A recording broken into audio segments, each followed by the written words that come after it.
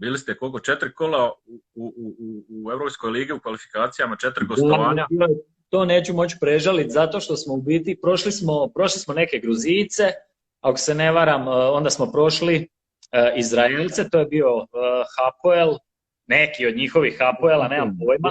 U biti Hapoel je bio bolji od nas u dvije utakmice, puno bolji, ali smo ih uspjeli izbaciti, ne znam ni kako. Pa Andrija je tamo branio, mislim u gostima kad smo igrali glavom, ovaj ga napucao s 3 metra u glavu, ga napucao nokautirao ga je.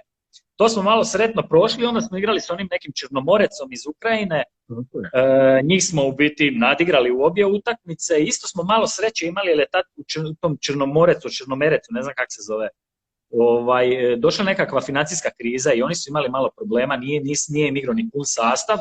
Njih smo prošli, onda je došao Torino. S Torinom smo igrali, ako se ne varam, 0-0 u Splitu i onda smo odigrali u biti jednu fantastičnu utakmicu u Torino gdje smo izgubili 1-0 iz penala. Imali smo dobrih par šansi, mislim Glavina je bio potegao jedan brutalan volej u prvom poluvremenu, pogodio stativu, šteta, tad nam je stvarno jako malo falilo i da smo ušli, u biti ne bi bilo nezasluženo. Mislim, ovi su iz Torina, baš su imali izrazito velike riječi hvale za Split, jer u biti nisu mogli zamisliti da neka tamo ekipa koju oni praktički nisu ni čuli, znaju ljudi za Dinamo i Hajduk, vjerujem da za RNK Split nisu nikad ni čuli, a mi smo ne bili Al Pari, nego kažem, mislim da smo tada čak i zaslužili da uđemo u skupine UEFA lige.